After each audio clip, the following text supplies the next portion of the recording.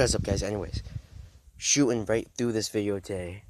I do a little bit of outtakes during the video, but we're gonna be talking about cardiovascular health, also with the liver, the heart, and the liver, and why blood circulation is really important. We're gonna be talking about inclusion and all of this good stuff. So I have to stress, it's important to have a balance of micronutrients, macrominerals, and vitamins, and to make sure that getting down to the gastrointestinal tract, to the esophagus, to the gastrointestinal tract, it's not blocked. It doesn't get halfway down there when you have this dense blockage of saturated fats, of lipids, polyunsaturated fats, foods high in cholesterol, protein dense foods, carbohydrate dense, and rich foods, and the dense foods all pile upon each other and makes it so that the bulk of foods high in nutritional value, the nutrients get to the point where they get half digested, they don't not get fully digested, they cannot get fully digested because of that blockage. You have to rely on cell fiber, and probiotics to break that dense blockage so they can be broken down, processed, synthesized, and return energy can be released from that point on. And it's critical for your basal metabolic rate to require the amount of energy necessary to make metabolites. You get to a point when you're carbohydrate sensitive, where you're empty calorie sensitive, when you cannot burn off the food and utilize it as energy. Since you cannot burn it off, you store it rather as fat than storing it as energy. Burning it off, utilizing it as energy, you store it as fat. And then the thing that happens is that you gain in body composition that you already do not need. So this is why I stress on all my videos. Get down to a caloric deficit where you can reset your basal metabolic rate. Whether it's through intermittent fasting, whether it's through cutting, changing, adjusting what time you eat, when you're a lot of duration, so you only have the calories from there, you get down to a caloric deficit. Whether having less calories, get down to a caloric deficit. Just as simple as that. Changing the amount of portion sizes too, so you're cutting and things like cutting carbohydrates off, because when you eat the carbohydrates, when you eat the empty calories, the thing that happens is that you can't burn off. You have a low metabolism, so you can't burn off. You store it rather as fat, so you gain in fat because you cannot burn off. Your metabolism is not made for it yet. So you have to get to the point where you can burn off and utilize the energy. So hypotonic state, hypocaloric state, you have less calories, caloric deficit, burn the fat off, increase your caloric intake with foods high in nutritional value with bargain foods. So you can get to a point where you're empty calorie, carbohydrate sensitive, when you cannot burn off, utilize it as energy. So increase your basal metabolic rate, increase your caloric intake. So to be making sure that the metabolism, metabolites are being made, and that the processes, the functions of the metabolism are happening, because then metabolites are made. Get to the point where we're making low amount of metabolites. Get to a point where you're carbohydrate sensitive, empty calorie sensitive. When you eat the food you cannot burn off, you gain your fat. Increase your caloric intake with foods high in nutritional value. You need the nourishment along with the energy to keep making metabolites, and you keep making metabolites go from a point hypocaloric state. You burn the fat, increase your caloric intake with foods high in nutritional value to get to that point where you can burn off and utilize energy, and keep burning it off and utilize energy, digest more food, burn off and utilize the energy, keep making more metabolites from that point on. That's how you correctly increase your basal metabolic rate. That's the truth.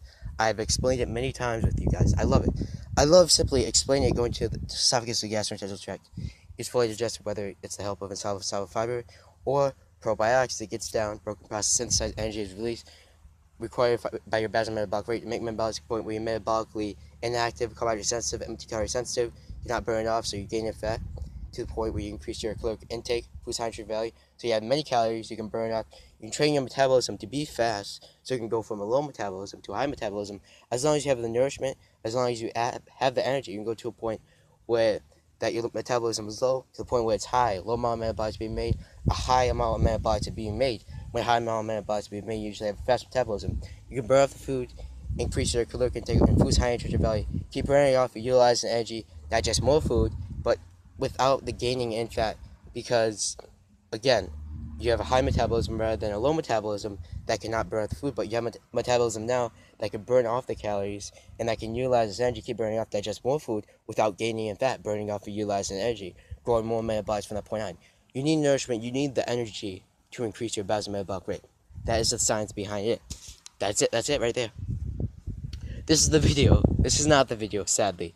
We're going to be talking about cardiovascular health, and we're going to be talking, I love to talk about this, about why people are obese or why people are overweight. It's usually because they have low metabolisms. They eat foods high in carbohydrates, high in calories, because they think that they're going to burn off when they can't. They have low metabolism that can't even burn off and utilize as energy. So the thing that they do, the thing that happens is that they gain fat. That's why they fat. That's why they keep gaining fat. That's why they're obese. That's why they're overweight too. When your heart, the main thing that your heart wants to do is regulate blood vessels. So your blood vessels can supply into oxygen to the body cells and muscle tissue before it deteriorates. But when you have this muscular atrophy happening, when you have all this muscle mass loss because of this fat blockage, because of that, the blood vessels cannot give through. They cannot deliver oxygen to the body cells and muscle tissue that it needs so it does not deteriorate, so you can keep growing, keep reproducing, keep developing. So the things that happen is that it breaks down, it deteriorates, you get more into the point of cardiovascular diseases, of cardiovascular deaths. And this again messes with the liver too, is that we know that when we eat saturated fats, lipids, foods high in cholesterol, foods that have a LDL buildup, a blood plasma lipoprotein that's high in cholesterol, that delivers cholesterol to the body cells and muscle tissue, that foods high in cholesterol, we know that the liver makes natural cholesterol. So we do not need the unnatural cholesterol in there. It has the natural cholesterol and makes the fats. So rather to lower your cholesterol is to focus on the omega-3 fatty acids, is to focus on the fats that are lower in cholesterol rather than higher in cholesterol and are very, very, very reactive, and an LDL kind of build up that high in cholesterol, but they're naturally low in cholesterol, so they can lower your cholesterol too to prevent things like LDL, bad cholesterol, cholesterol spikes, high cholesterol, when the narrowed arteries, when they're not flowing correctly, and you have so much unnatural cholesterol, and you don't have enough natural cholesterol that is needed, and that's why they really get you get narrowed arteries, and things like narrowed arteries like LDL is when they really narrow. You have so much unnatural cholesterol, not enough natural cholesterol that your body is making. It's overpowering unnatural.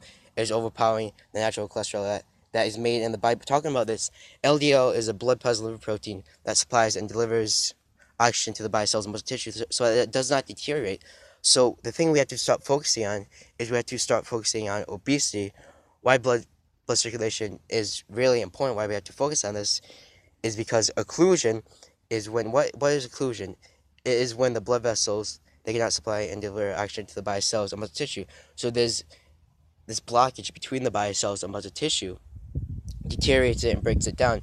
So inclusion usually happens in obese. I'm not talking about the one that promotes muscular hypertrophy, muscle gain, vascularity. I'm not talking about the occlusion that is critical for DMS, delayed onset muscle soreness, that leads into any growth of a muscular group in the body. If we could be talking about the brachiolus, we could be talking about the supraspinatus, infraspinatus, we could be talking about the sternocleidomastoid, we could be talking about any of that, muscle tone, we could be talking about vascularity after vascularity, we could be talking about muscular hypertrophy too. But the thing about this is when you have all this unnatural cholesterol, is that natural cholesterol is the thing that your your liver makes. Natural cholesterol is made in the liver, so really you don't need all this unnatural cholesterol that does nothing for you, that's high in cholesterol and has this LDL buildup, a blood plasma lipoprotein, low density lipoprotein that is high in cholesterol, delivers cholesterol to the body cells and muscle tissue that just deteriorates it and breaks it down at that point. Focus on omega-7 fatty acids, monounsaturated fats. Focus on omega-3 fatty acids, omega-7 fatty acids. Omega-9 fatty acids, they're not needed because your body makes omega-6 and 3 fatty acids in the body. Your liver makes that, along with storing sugar for when you can use it and burn it off and utilize that energy to grow your basal metabolic rate. So your liver is an important factor in this. But the thing is that leads into cardiovascular deaths, cardiovascular diseases, is when the heart